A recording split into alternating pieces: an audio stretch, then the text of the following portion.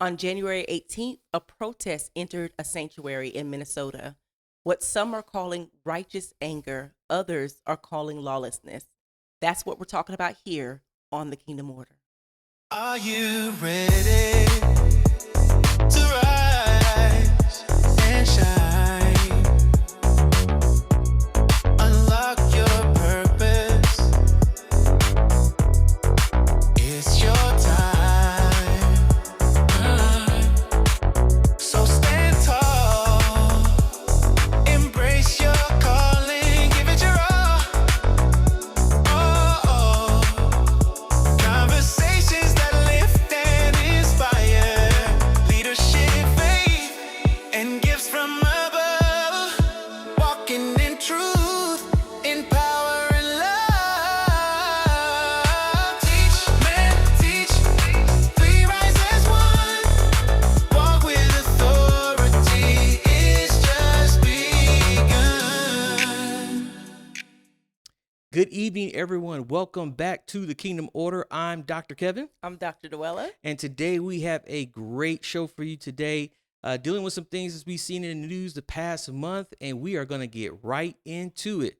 So what is today's topic? Today, we are talking about the protests that entered the sanctuary. Our series is actually entitled, How Did We Get Here? How did we get here? How did we get here? So if you missed our last series, we called it Church. You definitely want to go back on this channel and look at those episodes. We had 9 parts to that series. Yes. And now we're starting a new series called How Did We Get Here? And this is about the protests that disrupted a actual church service Man. in St. Paul, Minnesota. So again, January 18th, there was a protest that entered the church sanctuary, and there's significance to it. It's gotten wide coverage because of the fact that one of the people who were with the protesters was actually a former newscaster, right? Newscaster from CNN, yes. Yes, formerly from CNN, Don Lemon. Mm-hmm. And so he got involved in it, and so there's a lot of controversy surrounding it. But just to give you a few facts here about what happened, these protesters entered a Sunday worship service to confront a church leader they say was connected to ICE. Allegedly. We're going to say allegedly. Well, was he actually connected to is. They found but- out that he was? Yeah, he actually is, but I don't think they actually know if he's actually a member, a pastor or a minister at that church and stuff. Well, that's even worse then.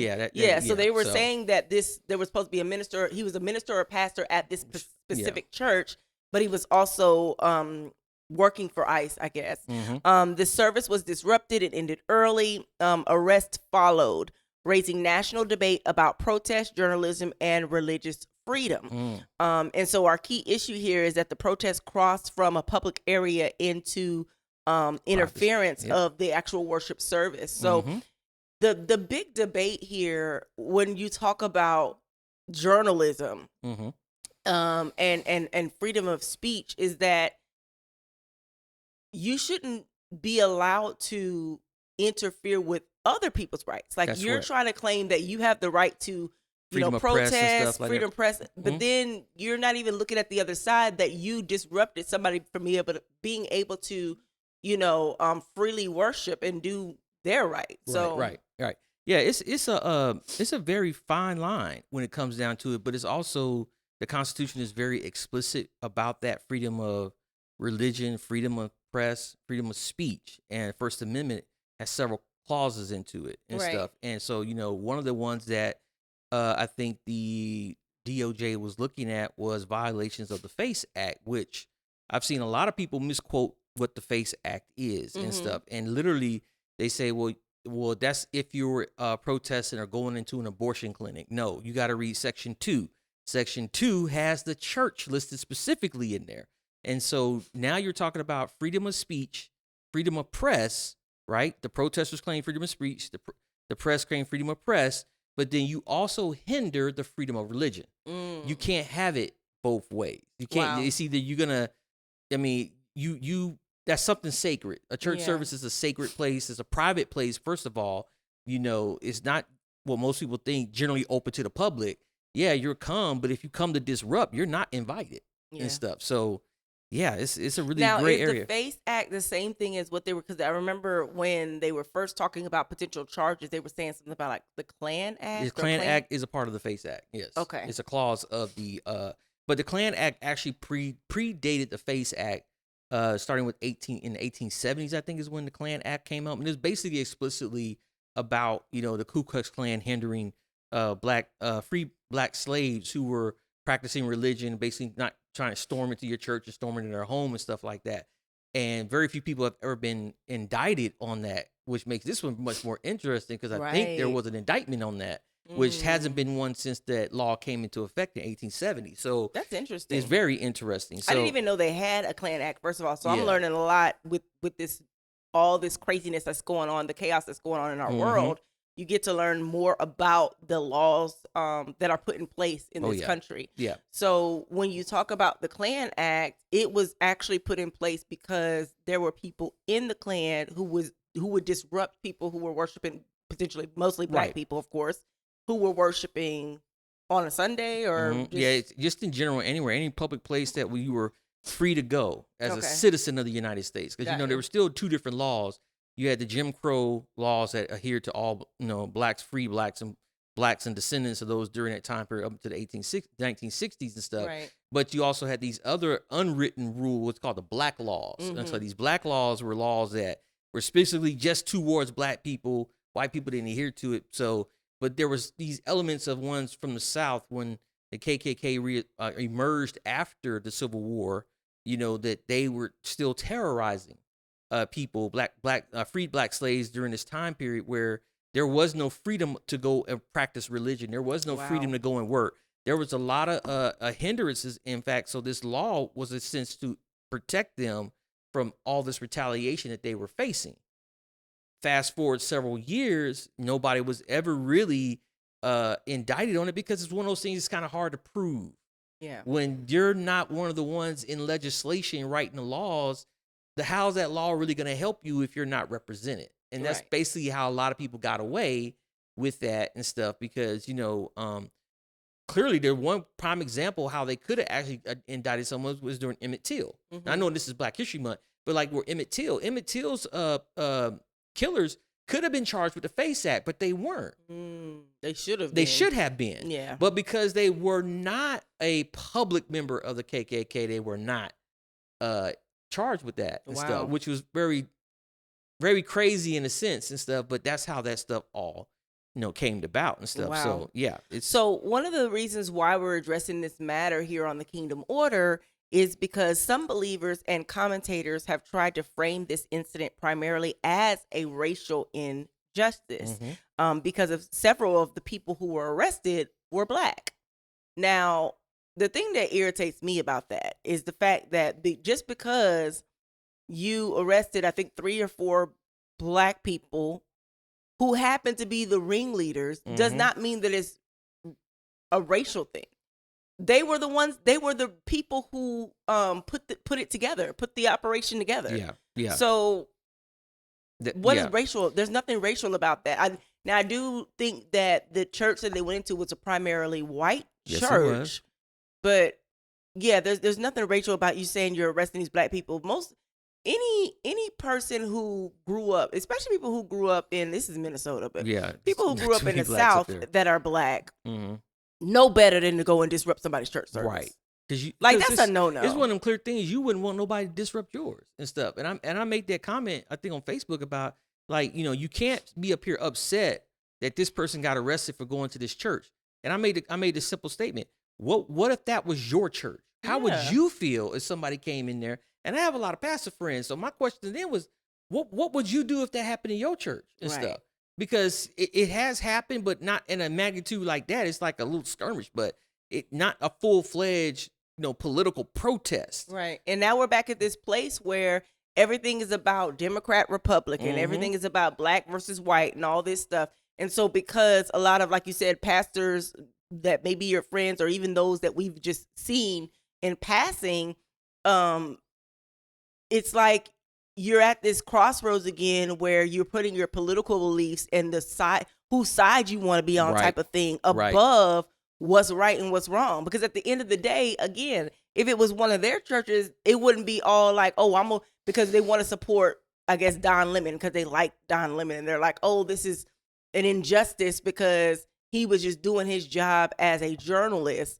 But no, he wasn't. He was interfering. And in some, I don't know if I think they did get one of the counts of kidnapping because they were essentially holding those people against their will because they were like blocking the door from them to be able to leave. That's where the FACE Act comes into play. And I have what the FACE Act was here it was passed in U.S. federal law in 1994, and it makes it illegal to use force, threats, or physical obstruction. That's where the whole part came in because the pastor wanted to go tend to his flock, but Don Lemon wouldn't let the pastor leave. He wouldn't let him walk away. Matter of fact, he held him in close to get him the camera, but then when the pastor tried to push it back, he gonna say, "Don't touch me." Yeah. But you just touched him. It's like, what are you doing here and stuff? So you can't have obstruction to interfere with someone who is seeking to provide. And this is the first part of the act: reproductive health services. It includes patients going into clinics, doctors, nurses. This is back in the time where people were bombing abortion clinics and stuff, and it's why a lot of this came about and stuff. But what the other part said that it also includes is places of worship and stuff. So what it particularly prohibits is blocking entrances or exits to clinics, physical assault or threatening patients or staff to damage or destroy property of the facility, intimidating someone to stop them from getting provided care. Importantly, this applies to religious worship facilities as well. Wow. So they wrote that in there specifically because you got to think about it. You can't write a law to get someone who's coming after reproductive rights, right? Yeah. And not protect the churches too. Yeah. You can't, you gotta, and you look at how legislation is being written today is mainly one-sided. It definitely Back is. then, okay, you know what? We're going to do this, but we're also going to do this. So that way both sides are protected. You can't just protect one side. So, but now you want to claim that this doesn't apply to you, but clearly you went into a space that was covered by that law. So absolutely, you're up creek and stuff there. So yeah. So my thing is, not every act involving people of color is racial injustice. This is not a moment to play the race card, and that's like what they're trying to do is play the race card because they got caught. The woman, one of the main women that organized it is associated with Black Lives Matter. She is. She was one of the organizers for that area, if I'm not mistaken, during the whole George Floyd thing that broke out, back during the pandemic and stuff. Right. So that's where a lot of people knew her from that particular times of protest. Exactly. We all know how that went down and stuff, and that was crazy. So this is not a moment where you can play the race card because of course they would because she's affiliated with that act, with that group.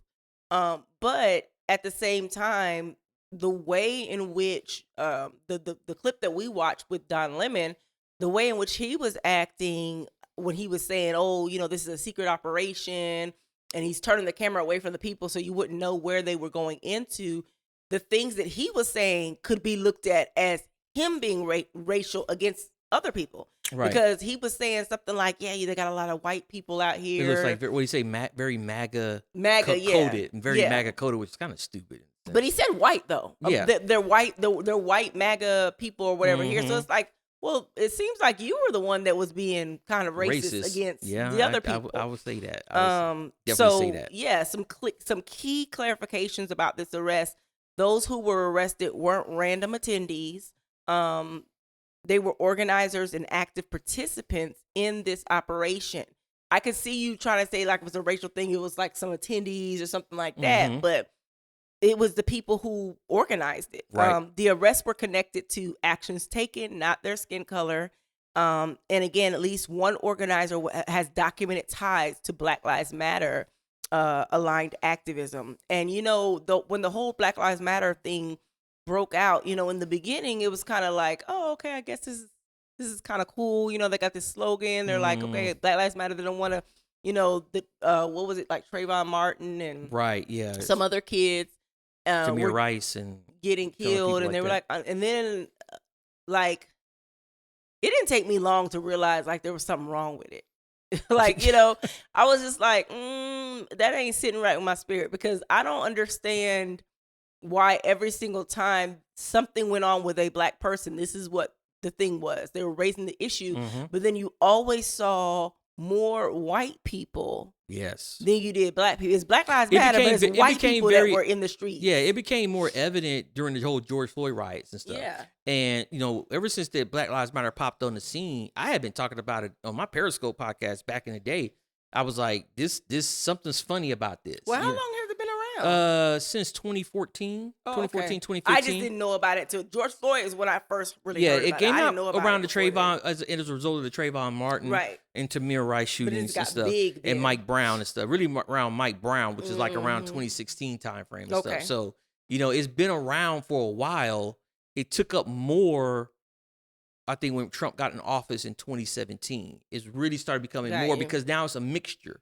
It wasn't just for protesting the murder of black people by police and law enforcement. Now you got Antifa mixed into it, and you started having this mixture of protesters coming together, which seemed to be like a color revolution and stuff, Mhm. which is kind of like what we've seen in the past and stuff. And now you gotta remember this kind of infiltration and protesting has taken place throughout a lot between 2010 up until now. Okay. A lot of this stuff was started by Barack Obama. He did a lot of this stuff in the Middle East. A lot of the countries in the Middle East in that time period had these so-called color revolutions and stuff to overthrow dictators and stuff. So supposed dictators and stuff, right? To cause about a change.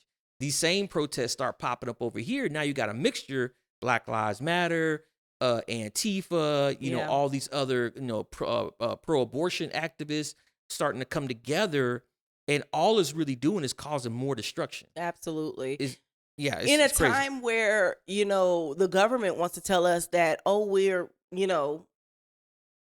promoting world peace, in a time where there's peace in the Middle East and, all these things regarding peace. But in the same sense, they are also talking a lot about a new world order. Oh, yes. So you hear the words peace and the peace. What was it? The lady gave Trump her Nobel Peace Prize. And, right. everything's about, because he really did want that peace prize. He really did. That's the whole reason why he did the whole organization of the committee, doing the peace in the Middle East and here. But the issue that I have is there are a lot of believers who think that this is the resolve, that he is actually resolving conflict. And it really seems like there's more chaos than there is peace. Right. Every other day, there's literally something going on, something coming down from the DOJ, something coming down from, these other organizations that are part of the government system that want you to believe that everything is under control, but it's not. Right. It's definitely not under control. It's funny when a lot of people put their faith in government to handle these certain situations, only to find out it's just as corrupt as what they say corruption is and stuff. And I know some people say, "Well, Kevin, you're a Trump supporter." I'm like, "No, I'm not." It's like I'm a conservative, but I'm not a political supporter. Yeah. I'm a conservative because that's what the Bible basically says I should be, and I believe everything the Bible says. Okay, but I understand there's also these beast systems that we see happening in this world, and I understand all these there's an end to a means, and Right. and it comes back to the return of our Messiah. And so, knowing that, I'm not going with anybody's political persuasion or position, because to me, both sides of the same coin are still dirty and evil. Absolutely. So, And there's a difference when we talk about righteous anger and between righteous anger and lawlessness. The righteous anger, I could see someone raising a righteous anger against someone who they feel like is coming against the rights of other people. These people were trying to protest ICE, but then you went and you crossed the line by targeting someone that's a part of ICE, but you targeted them in a place where now you're affecting somebody else's rights. You went into a church. right. And that's always a no-no. That's always a no-no. And so it's definitely something that we need to look at when we look at these protests. One of the things that I was telling my husband yesterday, I believe it was, is like, there's so many of these schools where the kids are protesting. They're getting out of school and they're protesting and they're letting them go out. And I saw another one when I was driving down the street yesterday or day before yesterday. And I was like, oh my goodness, like, I've never seen this before. You I've open never that seen when the you walkouts of schools. and yeah, when things. you open that door, it's very hard to close. Yeah. And it was like, yeah, you're gonna have this one day of protest. Of course, by now you should know there's never gonna be one day of protest. Right. Them days, that was when me and you were in school. You know, we was like, Yeah. we're gonna go out to the flagpole protest. We're gonna pray, but then we went back to class. Well, we went to Yeah. pray. Yeah. I never got to do any kind of like. Yeah, we didn't have any really protests when I was in school. I mean, Yeah. I remember we had to walk out to go to pray and stuff, but that was it. You know, it was Yeah, nothing that was it. major about that. No disruption.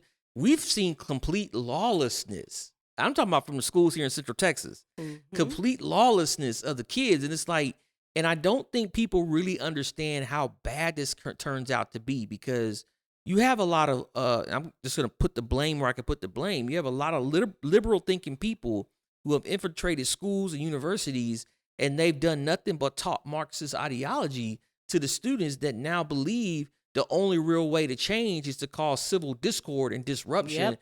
through chaos and anarchy. Yep. You know, this is the stuff they try to blame Martin Luther King for and Malcolm X. They've never done this kind of stuff. But now it's like, it's to the extreme. So far out there, you can't even pull it back now. Yeah. And so now it's like, what do you do at this point? Because now you've got the younger generation involved in it.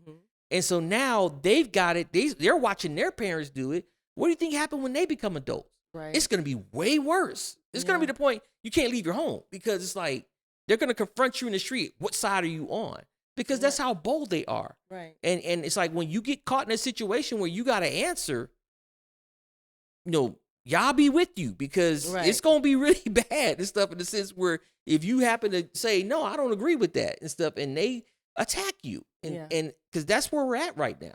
And it reminds me of that scripture where it talks about that you're given liberty, but not as an occasion to the flesh. Like don't use your liberty. You have liberty to do all things, but don't use it as an occasion for the flesh. And that is what these people are doing. Yeah, that's exactly it. And scripture gives us language for this when we talk about addressing the matter and what's actually going on and people are debating. In Proverbs 18:13, it says, he who answers a matter before he hears it is folly and shame to him. Yes. And this is what I'm looking at when I'm seeing these, you know, so-called believers and pastors and things trying to defend what Don Lemon and what these protesters did. When you're in the church, you know better. Like, why would this be okay? It would never be okay, but you're not. And then you have other people that follow those people who will jump on the bandwagon without even looking up the facts of the case or the video. I think you told me that one of the posts that you saw was they only clipped one part of a video where Don Lemon was talking, but they didn't show where he actually went in there and what he was doing, how he interviewed him, and how he wasn't kind of like letting him go. When I first saw it on X, I was like, oh, that ain't going to be good and stuff. And later on in the afternoon, that's when I saw the video they actually in the church, and I was like, yeah, dude, this is definitely bad. Because, you know, now I told you like my background that, you know, I was be a photojournalist for a little while and stuff, a couple years and stuff. And I did cover some protests here in Austin, much different back then than now and stuff. You wouldn't even catch me out there in any of these protests right now. Even when the whole George Floyd thing was going on, I had friends that were asking me, hey, can you come over, just help me photograph this event? No, because I had a family now. I'm married. I said, I can't. If I was single, maybe, but still I had, you know, leeway to say, am I really going to go cover this for the station or what? Because I don't feel comfortable with it. Because I'm always thinking about my safety and stuff, you know? Because when you looking through that lens, you don't see who's on the left and right of you. Right. You don't know what person's there. So I understand when my friends asked me to come and help, it was more so to help cover them and stuff, because there's that safety in numbers in photojournalism, right? But then you also know there's certain things you can do and cannot do and stuff. And certain things that you try to cover, you can't be biased in it. You have to be unbiased about the whole situation. You got to be able to cover both sides of every angle and stuff, because you have to tell the whole story. I think that's what made that movie Civil War, we went to go see a couple years ago, what made that movie so great, because it was from a photojournalist perspective of a civil war, which is kind of like what we're seeing right now and stuff. But it was like, but there's always somebody who's taking a side. Yeah, like it is kind of like what we're seeing right now. But it seems that people that are in those positions can't be objective. They're always trying to swing another side of it or swing the story. So, like for example, that post that we saw when the guy said, "So what exactly did Don Lemon do?" well, you purposely only showed this one part to make it seem like he was innocent in what he did. You didn't show the part where full- he was in a car and he was saying, we're gonna do this Operation Pull Up, and I can't. He specifically said the words, they're gonna know who I am. Yeah. So that means that told me at that point you knew what was about to happen. Right. You was okay with it. You didn't give any type of rebuttal of, we probably shouldn't do this. Mm-hmm. Or you can go in and I'm going to stay outside. That would have saved him. Yeah. If he would have did that. Or That if would have he would have saved him. separated himself with the language, because Yes, like you he said, did not do that. In the vehicle, he was saying they're going to know who I am, but he kept saying we. We. He kept saying we're I said, we're man, doing this operation. People got to learn how to speak. So he's supposed to be the person that's just behind the camera filming what these protesters are doing, but he kept saying the word like we. Like this is an operation that he was actually a part of. That's where he's going to get in trouble. Yeah, that's where he's going to get trouble big time with, because you were conspiring at that moment. You had every opportunity. Those people were, and then when I was looking at some of the reports, it was saying that like some of the children and stuff, they were scared. They didn't know what was getting ready to happen. I think that's what was going to kill their parents or something. Made the push to get the arrest done, because there was that aspect of it, the children, and then one child. I remember hearing one of the reporters say that a child said, "Is my mom and dad gonna die?" and stuff. And one of the protesters like, "Well, if they're protesting ICE, they will." And stuff. That's a terroristic threat. So it's like, you can't do this and stuff. And so, but then on top of that, one of the charges, like with the FACE Act, was you were obstructing, right? Yeah. So they obstructed parishioners from leaving the front doors of the church. Right. They had to go out the back door. So when that pastor finally got away from Don Lemon and went to go tend to his flock, he was telling them where to go. And they were basically in front of the church, blocking them from exiting the church. They had to go out the back door. Which, get this, they had snow on the thing. They hadn't cleaned off the back door because they never used that door. So someone fell, and a woman fell. I think she broke her hip. So she caused severe injury because you obstructed her from leaving the safe place. Yeah. And so it gets very, very murky when you start doing this and stuff. But, you can't sit there and try to say you're innocent as you're pressed, because press is not a free pass. Right. And you want to be press, but you also want to be a part of this whole liberation movement. Yeah. And the scripture says, where the spirit of Yahuwah is, there is liberty. This kind of liberty that these people are exercising is lawlessness. It's not liberty. It's liberty in a way that you want to be able to do whatever you want to do. You don't care about what the actual law says. You don't care about other people's rights. You care about your rights, but you don't care about other people's rights. Yeah. So it's important that we understand identity before conviction. One of the patterns that we keep seeing, especially in moments like this with the cultural tension, is that many believers are quicker to identify by color, party, or tribe other than by kingdom conviction. They don't have a conviction about what in these. We're talking about believers. We're talking about people who are supposed to know the word, who are supposed to be practicing and exercising some of them preach their faith. The word. Yeah. Yeah. And you're identifying by color, you're identifying by party, all of these things, because these people were black. This is, again, I told Dr. Kevin a couple of weeks ago, I said, I really feel like they have to continue to have a movement. There has to be something. Oh, yeah. They got to be furious about something that has to cause chaos so they can bring order back.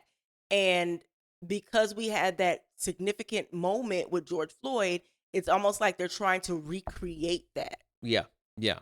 And you would think about it like, just not to make this like a truly political pointing finger and stuff, but when the last president was in office, you didn't see this many protests.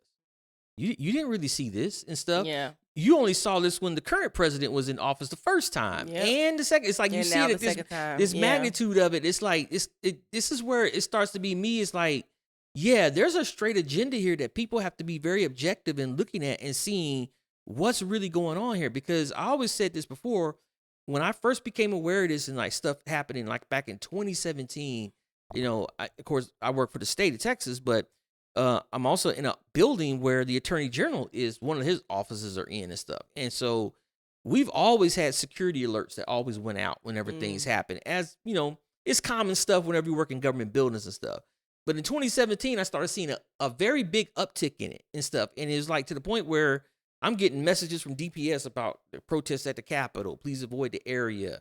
all these kind of, you've even heard some of those messages come across my phone sometimes. And I'm like, man, I'm glad I'm at home today and stuff. But I think one of the most pivotal ones that got me was in 2017, 18 time frame, when the whole Antifa riot started going up. And I used to just dismiss it as whatever. It's just whatever. It's not really big or anything like that. Until I happened to go downtown to go run a carrier item for my job, and I was down by the Capitol, and I saw 11 white buses, 11 white charter buses pull up on South Congress, and protesters get out of it. Wow. That right there is what changed my mind, because I'm like, okay, you know what? I've been down here by this Capitol for years. I know when there's a legitimate protest going on, and I know when someone's trying to stoke discord and stuff. Yeah. But when I saw that was like a stoking of discord, because it was intentional that you had charter buses drop off, 11 buses drop off protesters to go to the Capitol. Yep. Who does that? Right. Who funded it? Who Where funded these charter buses come from? How you busting these people in? Yeah, you have mass-produced signs. They're all inauthentic. Most of these protests are inauthentic. Are organized. They're organized for an outcome, and it's like, so that they can get people to be outraged, and then like how they're getting the kids in the school. Now you're starting to get them involved. Yeah, that's why the governor issued that order a couple of weeks ago for that investigation as to who's helping with these school walkouts. So I'm glad he did. I don't agree with everything he did, but I was kind of glad about that, because I knew there's some element there that we're not seeing as parents for our kids to be in these schools, because these kids had signs. Who's making these signs? And these were produced signs. Yeah. And I do graphic stuff, and I get signs made all the time.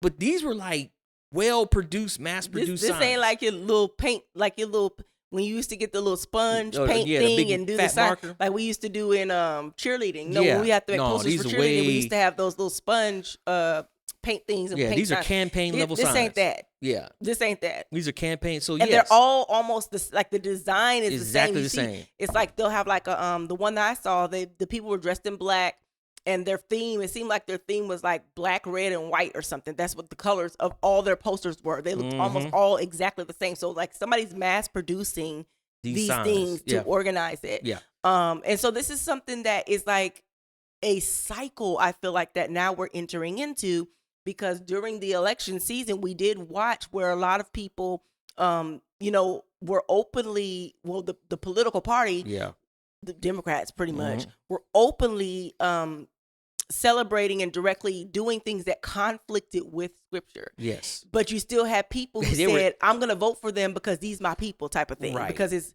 I've always voted this way. This is, my skin color and all these things, but you're not measuring it up against the word. Yeah. Because honestly, and this is just my thing, and I have, like I said, a lot, pastor friends and stuff. You can't tell me seriously that you read the word for what it is, or unless you just read it with blinders on and not see what the world in front of you and see that you're literally participating in lawlessness, even though you stand in your pulpit every week. Because to me, it's like you can't have a conscience and agree with this stuff if you are really about the word, because the word tells us there's going to be these lawless people, that people who are the wickedness of their heart is going to be perverse in all its ways and stuff. You can't do that and say, yeah, I'm preaching the gospel. Nope. Because you're not preaching the Basor. You're not preaching the gospel. Come on. You're not really preaching it if you're preaching political persuasion, like we say everybody's social justice pastor, Jamal Bryan and stuff like that, And people even compared that. The other week when that one minister came into his church and preached a rebuke from the lobby. Yeah. That's the difference. He was in the lobby. Now Jamal Bryan wanted to call for his arrest. There's a stark difference there. Okay? There's a very stark difference. You have a preacher who's going to the lobby because he knows his rights. He knows what he can't do. Public place what he can't do. He did not go into the service and disrupt. Because I've seen somebody call a rebuke to Jamal Bryan in the service, and the security ushered them out the building real fast. Yeah. Like from the pew. They told him he was wrong, a heathen and everything like that. Security came and got them out there real quick. From the pew. Now, they ain't got no pews in that church. Well, they had pews in that church in the back under the balcony. They had pews and stuff. But he was in the lobby, and when he was asked to leave, he left. Oh, that's the difference, right? Yeah. He didn't stay and try to make his point and staying there. That's the other point. The difference. That Don Lemon and them, when they were asked, he said, the pastor actually said it on the mic. I've asked them to leave several times, and they still have not left. his whole video, because this is actually Don Lemon's footage. Yeah. His whole video is going to get him in trouble. He's just like his the video young is people today. evidence that he was wrong. Just like the young people today that want to live stream everything they do, even when they wrong. Just like the woman, what was the woman I was watching her story last year, where she worked for McDonald's. I think she's in West Virginia or something like that. Worked for McDonald's, mad at her manager, did a live stream about her manager because the manager sent her home. Then she goes home and gets a knife and goes and kills the manager in McDonald's. Okay, you just live streamed your whole motive before you did it. And it's like, this generation just has to do this kind of stuff. It doesn't make sense. But, you're just like them. You live streamed everything, and now all that's going to be used against you in a court of law and stuff. So, Wow. it's crazy. But so help us with this point. Why was this a religious freedom violation? Something that we have one here. of the reasons why this is a religious freedom violation was freedom of speech does not override freedom of worship. Talk about Okay. it. Just make that the baseline. Every so-called believer that watches this podcast, you got to understand this. Freedom of speech does not override freedom of worship. Okay. Houses of worship are protected spaces under U.S. law. Yep. Okay. Peaceful protest is protected. Peaceful protest is protected. Interrupting worship is not a protected practice. Okay. You can't do that. One constitutional right cannot be exercised by violating another. And that's exactly clearly what happened here. Yeah. You came in practicing your free speech and freedom of press, but you hindered other people's ability to have freedom of worship. Right. And then another point that I was bringing up, because Don Lemon and a lot of the people that support the Democratic Party had such an issue with what happened in January 6th. 2021, I believe it was, when those people stormed, mostly right-wing people stormed the Capitol. They had a problem. Oh, it's an insurrection. Oh, this is supposed to be the House. And their defense was saying, some people's defense was saying, like, this is the people's house. Yeah, people's house. So then on camera, Don Lemon says to one of the people that he interviews, and the guy was like, well, you wouldn't just come in somebody's house and defile their house and start doing all kinds of stuff. He said, well, this is not a house. He said, yes, it is. It's the house of God. And then so Don Lemon answers and says, oh, so it's the people's house. Like, it's everybody's house. So you literally just said the same thing that you've been fighting against for 4 or 5 years, talking about this January 6th thing that you said these people didn't have a right to do. But now you're trying to say you have a right to do it because you're saying this house is open to everybody. Right. Now, I want to put a disclaimer here, because when you read the word of Yah, you will understand that everybody is not a child of Yah. There you go. Thank you for saying that. They will try to say that, oh, I'm a Christian, because Don Lemon even said, I'm a Christian. Yeah. I'm a Christian. Okay. Then your lifestyle was you contradictory really to your faith. Come on. If you really were, but we know we got the LGBTQ Christians though. But let's putting that aside. If you really were practicing this faith and you're very serious about this faith, you of all people would not have been okay with them storming a church. Right. So you say one thing out of your mouth, but you're doing another. So you who are you really? What's it gonna be? Right. What's it gonna be? Right. So it's important that we understand that, one constitutional right cannot be exercised in violating another by violating another. And no matter how much these so-called journalists do these press conferences, because there's been a few press conferences since the arrest happened, like both of the women that were arrested, they've come out and done little press conferences saying they were just exercising their right as journalists. They were just doing their job. That's what all the headlines. They were just doing their job as journalists. Mm-hmm. But let's go back to that one thing, like January 6th, for example. We've seen a lot of things that come out about that was not true. A lot of it that was not true. And one of the things that I think a lot of people like Don Lemon should remember when they were making these accusations back then is that there were actually conservative actual press agency and reporters that were actually arrested on January 6th for claiming to do the same thing that he was so-called claiming himself he was doing. They were actually press writing news stories on the spot and recording everything that was they weren't even, one in particular did not even go into the Capitol, but they persecuted him and slapped him with 17 charges. Wow. He didn't even go into the Capitol. Wow. He was outside recording, but because he was a conservative reporter, he got dealt a heavy blow. And the FBI even came and arrested him and everything. Now his stuff eventually got dropped and acquitted because he was like, there's a real problem here, and I always felt like that was because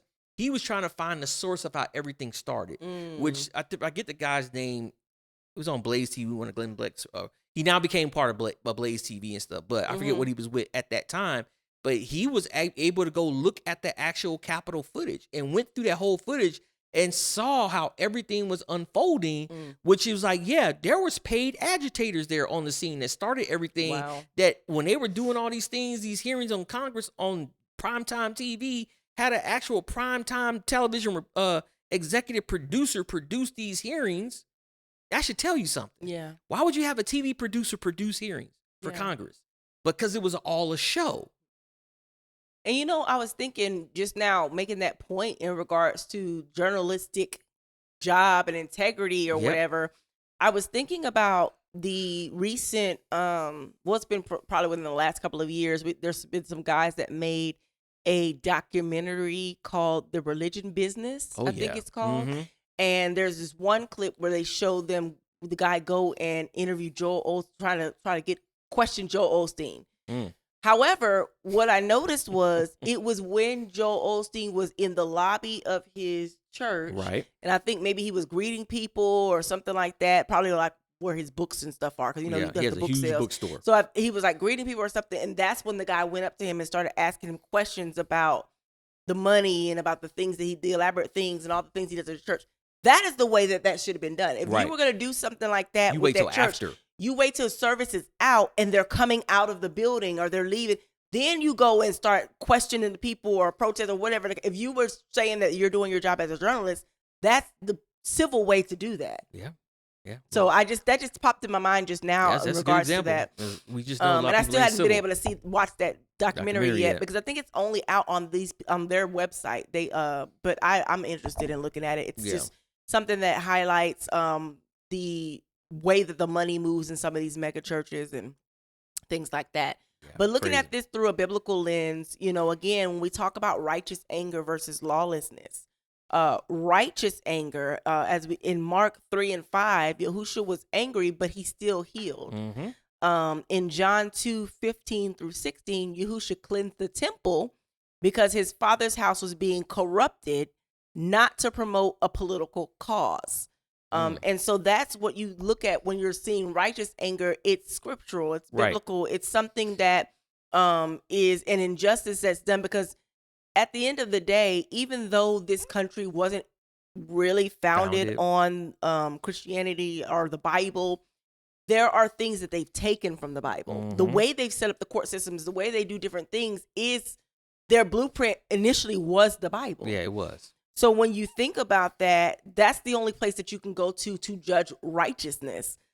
This was a righteous anger which aligns with Yah's will, restores order, and produces repentance and holiness that we see in both Mark and John. But when you look at lawlessness in Matthew 24:12, it says, because lawlessness will increase, the love of many will grow cold. And we're seeing that right now. We've been in it for years, but you really see that, lawlessness is abounding in such a way that people are cheering for the lawless. Yeah. And they'll cheer for the lawless and do lawless acts and try to use scripture. Right. To justify why they're doing lawlessness.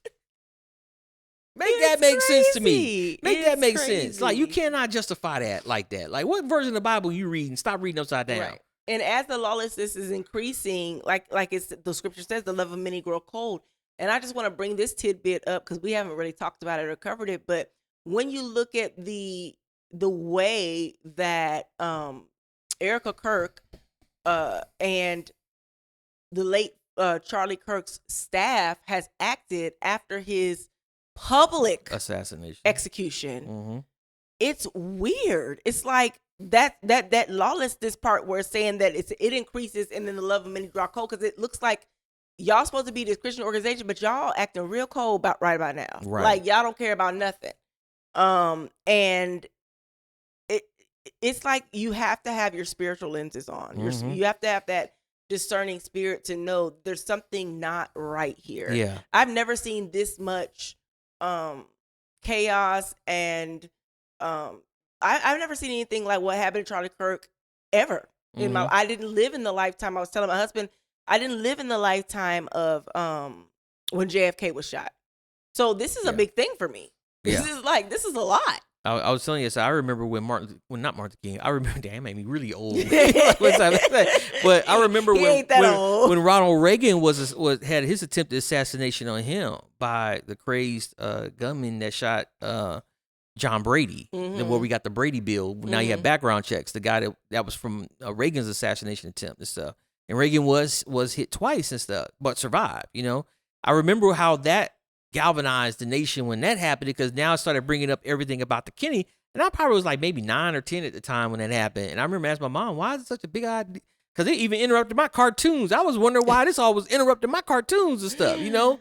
And my mom was like, you see it, because he had this little thing on her wall everybody always got. Jesus, Martin Luther King, and John Kennedy on their wall, right? Well, my mom had this Afghan throw that was on the wall that had Martin Luther King, JFK, and Robert Kennedy on it and stuff. And she pointed to that. She said, because that right there is what happens when people go too far and stuff. And I was like, and that's what she told me, like, Martin Luther King was assassinated, you know, but it started with Kennedy and then his brother and then Kennedy and Malcolm and then Martin and then Robert and stuff. And she said that was the worst decade in American history.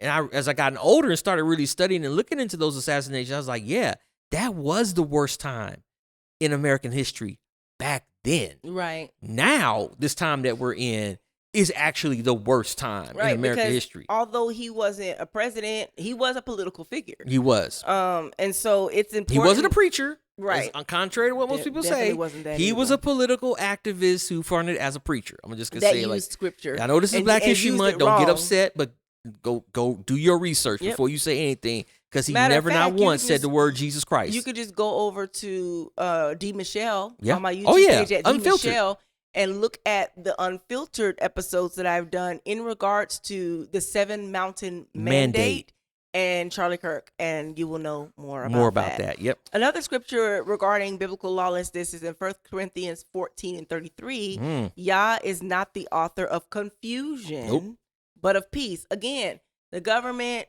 keeps trying to say peace. Oh, we're doing all these committees, we're signing these deals, and it's going to be peace. But it doesn't seem like that. And it does seem like more of confusion. More people are trying to figure out what the real story is when you're having all of these. It's essentially the media, the legacy media, on either side is gaslighting their people to believe one side of a story.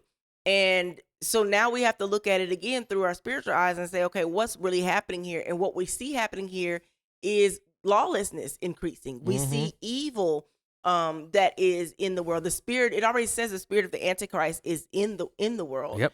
And that's what we see operating through these people. Yeah, it's funny how people will always, like you said, talk about the peace and stuff like that, right?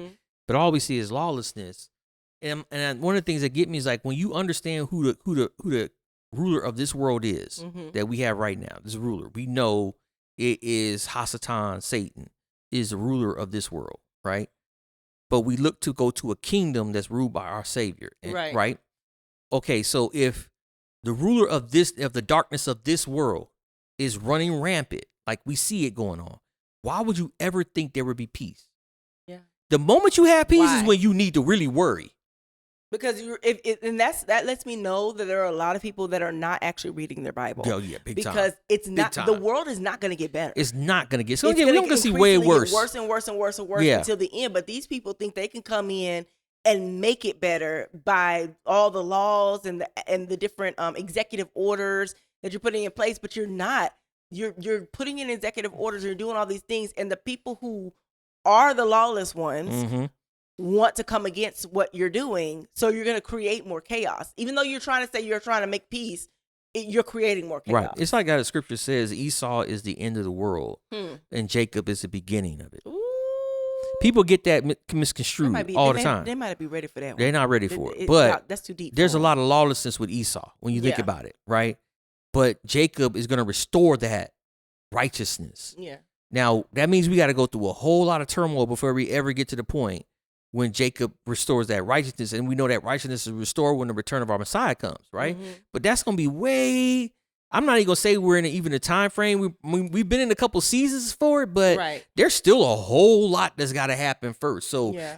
we probably a good 20, 30 years away before we ever see any of that and stuff. Really.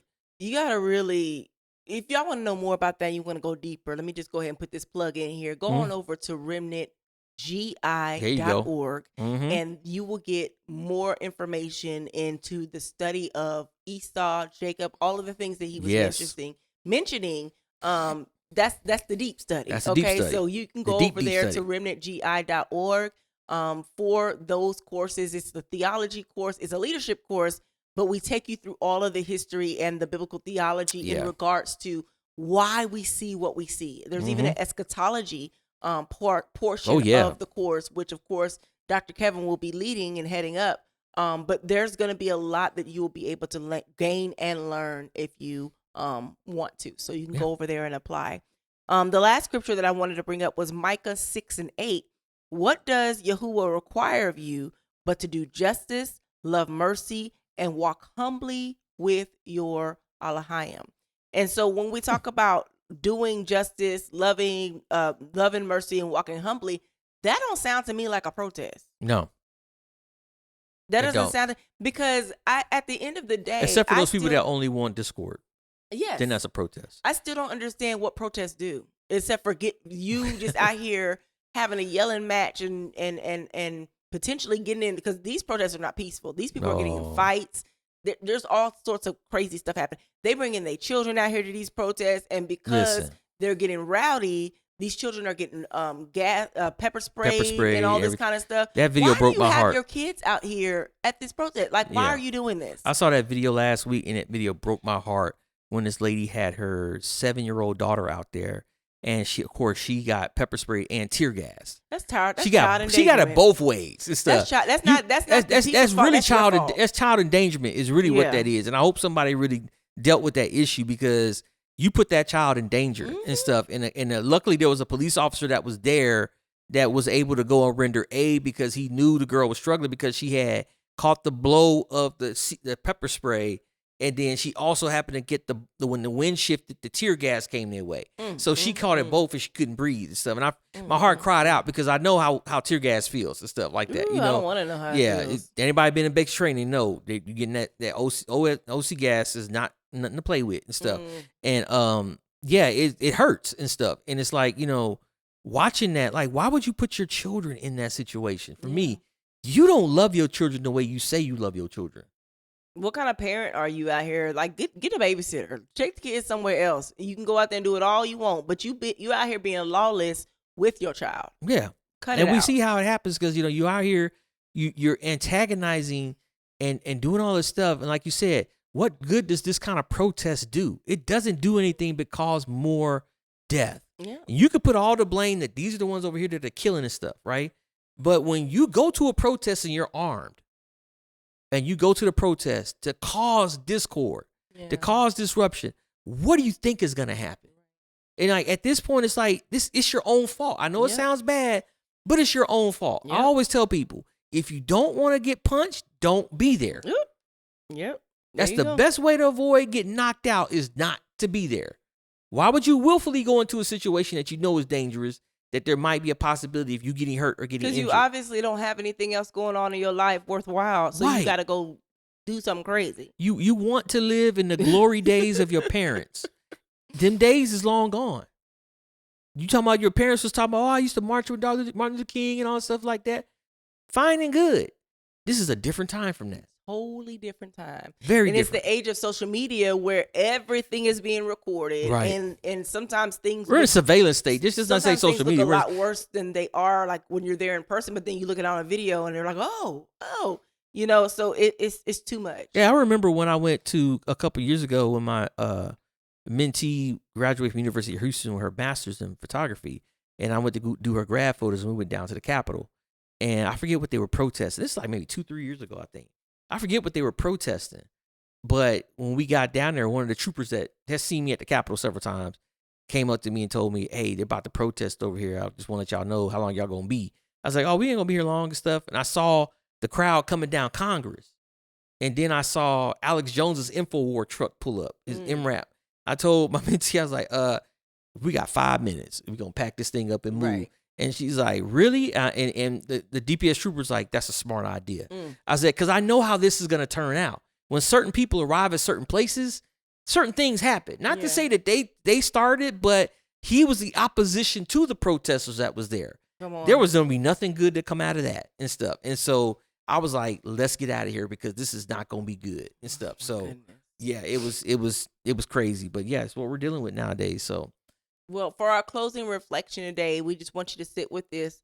Yahushua never advanced the kingdom through disorder. No. And that's a lot of what we're seeing is disorder. And then, again, government people trying to put it back in order. And I believe that there is a lot of funding that's going behind the people who are causing the chaos for a specific purpose.